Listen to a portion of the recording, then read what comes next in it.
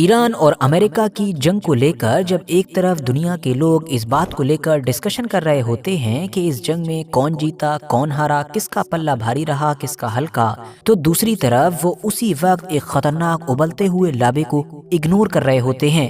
جی ہاں، میں بات کر رہا ہوں بحرین کی۔ بحرین دیش ایک ابلتا ہوا لابا ہے کہ جو کبھی بھی پھٹ سکتا ہے۔ آسان زبان میں کہیں تو ایکسپرٹس اب اس بات پر ڈسکشن کر رہے ہیں کہ ایران کے اوپر جو جنگ کبھی امریکہ نے اس ارادے کے ساتھ شروع کی تھی کہ اس کو ایران میں رجیم چینج کرنا ہے، تو اس جنگ کی وجہ سے اب واقعی اگر اس علاقے میں کہیں پر رجیم چینج ہو سکتی ہے تو وہ دیش بحرین ہی ہے۔ آپ میں سے ویسے بہت سارے لوگوں نے وہ ویڈیوز تو آلریڈی دیکھ ہی لی ہوں گی جن ویڈیوز میں دیکھا جا سکتا تھا کہ جب ایران کی طرف سے بحرین کے اوپر حملے کیے جا رہے تھے تو نیچے کھڑے ہوئے جو بحرین کے ہی لوگ تھے وہ خوشیاں منا رہے تھے، یا علی یا حیدر جیسے نعرے لگا رہے تھے۔ اور تب سے ہی دنیا بھر کے لوگوں کے دماغ میں یہ حیران کر دینے والا سوال آنے لگا تھا کہ آخر کیوں، آخر کیسے لوگ اپنے ہی دیش کے اوپر ہونے والے خطرناک حملے کا جشن منا سکتے ہیں۔ تو دوستو، اس سوال کا جواب بھی آپ کو دیں گے اور ساتھ ہی ساتھ یہ بھی جاننے کی کوشش کریں گے کہ آخر بحرین کے اوپر ایک ایسا خاندان لگاتار کیسے حکومت کر سکتا ہے، وہ بھی پچھلے 200-300 سال سے، کہ جس خاندان کو دیش کے لگ بھگ 70 سے 80% لوگ پسند ہی نہیں کرتے ہیں۔ اور پھر سوال یہ بھی کہ آخر یہ لوگ اس خاندان کو پسند کرتے کیوں نہیں ہیں؟ تو چلیے ایسے سارے ہی سوالوں کے جواب جاننے کے لیے ہم آج بحرین کے اتہاس کے بھی کچھ پنوں کو پلٹنے کی کوشش کرتے ہیں۔ کہانی کو بالکل شروع سے شروع کریں تو آپ میں سے بہت سارے لوگوں کو یہ جان کر حیرانی ہوگی کہ یہ جو بحرین دیش ہے کہ جو سمندر کے بیچوں بیچ ایک ٹاپو کی شکل میں موجود ہے، اس کے اوپر ایران کلیم کرتا ہے۔ جی ہاں، ایران کا لمبے وقت سے ہی یہ دعویٰ رہا ہے کہ بحرین نام کا یہ جو ٹاپو ہے یہ ایران سے بلونگ کرتا ہے، ایران کا ہی پارٹ ہے، اور آج نہیں تو کل ایران اس کو دوبارہ سے اپنے دیش میں ملا لے گا۔ اور ایسا دعویٰ کرنے کے پیچھے وجہ یہی ہے کہ اگر اتہاس پر بھی نظر ڈالی جائے تو اتہاس میں زیادہ تر وقت یہ ٹاپو دراصل ایران کا ہی حصہ رہا ہے۔ مطلب ایران کے علاقے میں جو بڑی بڑی سلطنتیں قائم ہوئیں، ریاستیں قائم ہوئیں، یہ ٹاپو انہی کے ہی انڈر میں آیا کرتا تھا۔ مگر پچھلے لگ بھگ 250 سال سے، یعنی کہ 1783 سے، یہ علاقہ عربوں کے انڈر میں ہے، بلکہ یہ کہنا بہتر ہوگا کہ اس الخلیفہ فیملی کے انڈر میں ہے کہ جو آج بھی اس کے اوپر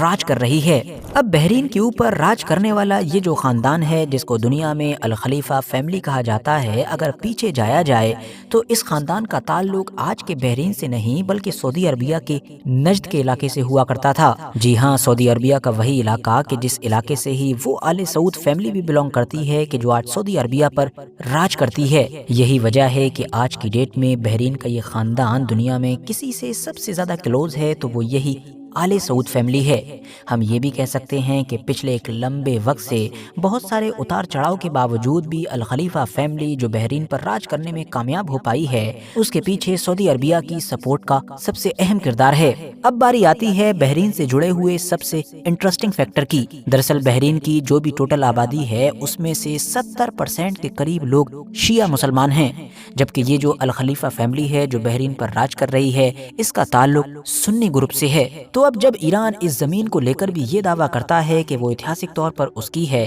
ساتھ ہی ساتھ اس زمین پر رہنے والے لوگ جیسا کہ ہم نے بتایا کہ 70% سے بھی زیادہ شیعہ ہیں، جو وچار کے معاملے میں بحرین کی رائل فیملی کے مقابلے میں ایران سے زیادہ کلوز ہیں، تو انہی تمام چیزوں کو دیکھتے ہوئے ہی الخلیفہ فیملی ہمیشہ سے ہی اپنی حکومت کو لے کر خطرہ محسوس کرتی ہے، اور اسی خطرے سے بچنے کے لیے اس نے ہمیشہ باہر کی طاقتوں سے مدد لی ہے۔ سب سے پہلے تو 19ویں صدی کی بالکل شروعات میں، مطلب بحرین کے اوپر راج قائم ہونے کے کچھ دشکوں کے بعد ہی انہوں نے برٹین سے ہاتھ ملایا، جس نے پھر الخلیفہ فیملی کو لمبے وقت تک نہ صرف باہری دشمنوں سے پروٹیکٹ کیا بلکہ اندر یہ جو بغاوت کا خطرہ منڈراتا رہتا تھا اس سے نپٹنے میں بھی بہت مدد کی۔ اگلے ایک لمبے وقت تک سب کچھ یوں ہی چلا، مگر پھر سیکنڈ ورلڈ وار کے بعد جب برٹین ایک سپر پاور نہیں رہا اور اس نے دنیا کے الگ الگ علاقوں کو باری باری سے چھوڑنا شروع کیا اور پھر بحرین کو بھی چھوڑا، تو کچھ وقت کے بعد ہی بحرین نے اپنی حفاظت کی خاطر ایک بار پھر سے ایک باہری بڑی طاقت مطلب کہ امریکہ سے ہاتھ ملایا، اور آس پاس کے باقی چھوٹے بڑے عرب دیشوں کی طرح اپنے یہاں پر اس نے بھی یو ایس کو نہ صرف ملٹری اڈے دیے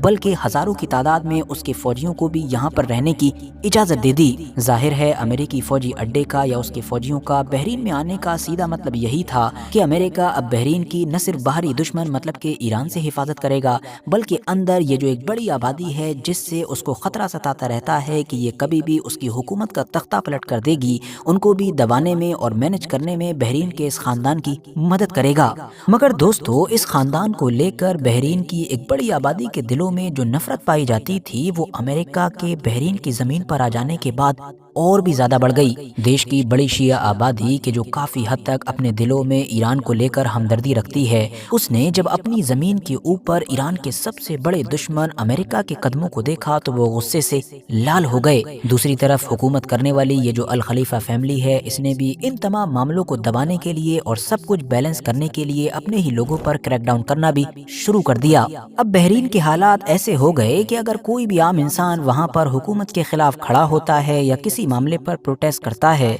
तो फौरन ही उसको जेल हो जाएगी या मौत की सजा दे दी जाएगी या फिर उसकी नागरिकता को खत्म करके उसको बहरीन से ही निकाल दिया जाएगा। जी हाँ, कई रिपोर्ट्स बताती हैं कि 2012 से लेकर अब तक सैकड़ों लोग ऐसे हैं कि जिनकी सिटीजनशिप छीन ली गई सिर्फ इस वजह से कि या तो उन्होंने हुकूमत के खिलाफ प्रोटेस्ट किया या फिर उनके ऊपर लोगों को उकसाने का इल्जाम था। वैसे यहाँ पर साल 2011 के मामले को जिक्र करना भी जरूरी है और वो ये है कि जैसा कि आपको याद ही होगा कि 2011 में अरब स्प्रिंग आया था। मतलब अरब के बहुत सारे अलग अलग देशों में लोगों ने हुकूमत के खिलाफ खड़ा होना शुरू किया था। बहुत सारे देशों में हुकूमतें गिर भी गई थीं। तो बिल्कुल उसी वक्त ही ऐसे माहौल को देखते हुए बहरीन की भी जो बड़ी शिया आबादी है वो सड़कों पर आ गई थी और अपनी हुकूमत के खिलाफ प्रोटेस्ट करने लगी थी। हालात धीरे धीरे काफी खराब होते जा रहे थे और अल खलीफा फैमिली को ये खतरा भी सताने लगा था कि कहीं उनका तख्ता पलट ना हो जाए। बस ऐसे ही माहौल में फौरन सऊदी अरबिया और यूएई मतलब कि यूनाइटेड अरब एमिरेट्स ने अपनी फौज भेजी और पूरी ताकत के साथ बहरीन में हुकूमत के खिलाफ उठने वाले इस मूवमेंट को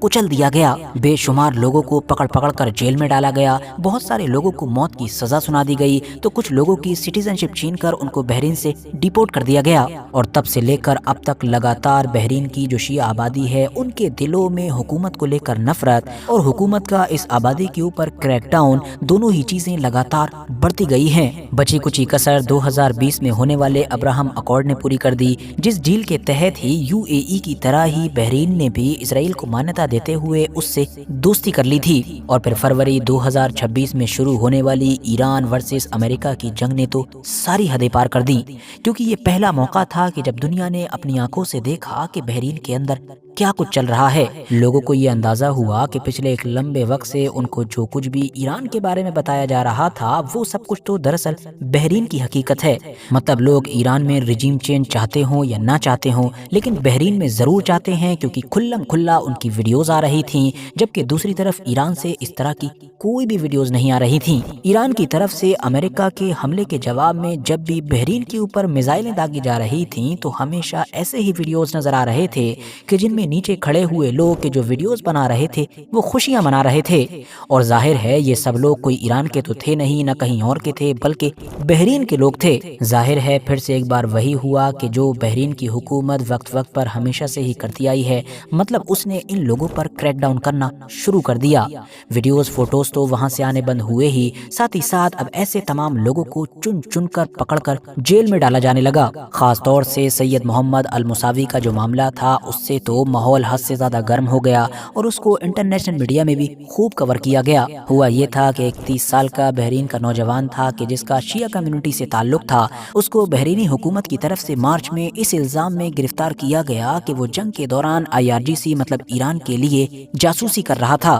कुछ दिन तक उसको जेल में रखा गया और फिर अचानक से उसकी मौत की खबर आई। जब उसकी बॉडी वापस आई तो लोगों के होश उड़ गए, क्योंकि उसकी बॉडी को देखकर क्लियरली पता चल रहा था कि उसको हद से ज्यादा बुरी तरीके से टॉर्चर किया गया था। एक बार फिर से माहौल हद से ज्यादा गर्म होने लगा था। शिया कम्युनिटी की तरफ से प्रोटेस्ट वगैरह शुरू भी हो गए थे, मगर क्योंकि जंग का माहौल था, ऑलरेडी क्रैकडाउन चल रहा था, हुकूमत ने ये क्रैकडाउन और भी बढ़ाया और इन तमाम लोगों को खामोश होना पड़ा। तो कुल मिलाकर अब किस्सा मुख्तसर ये है कि पिछले कई दशकों से ही बहरीन के हालात ऐसे ही हैं। मतलब वहाँ की जो 70 से 80% आबादी है वो अपनी हुकूमत से हद से ज्यादा नफरत करती है, और दूसरी तरफ जो हुकूमत है वो एक भारी भरकम क्रैकडाउन के जरिए से अपना वजूद باقی رکھے ہوئے ہے، اور اسی لیے ہی ہم نے آپ سے بالکل شروع میں کہا تھا کہ بحرین کی جو حالت ہے وہ ایک ابلتے ہوئے لابے کی طرح ہے، مطلب کبھی بھی یہ اچانک سے پھٹ سکتا ہے، اور جب پھٹے گا تو سمجھو لمحوں میں ہی سب کچھ بدل جائے گا۔ آج کے لیے بس اتنا ہی، باقی جاتے جاتے اگر یہ ویڈیو آپ لوگوں کو انفارمیٹیو لگی ہو تو لائک ضرور کرتے جائیں، اپنے دوستوں کے ساتھ اس ویڈیو کو ضرور شیئر کریں، اور ایسے ہی نالجیبل اور ہسٹوریکل ویڈیوز ہمیشہ دیکھنے کے لیے ہمارے اس چینل کو سبسکرائب کرنے کے ساتھ ساتھ بیل آئیکن کو ضرور پریس کریں۔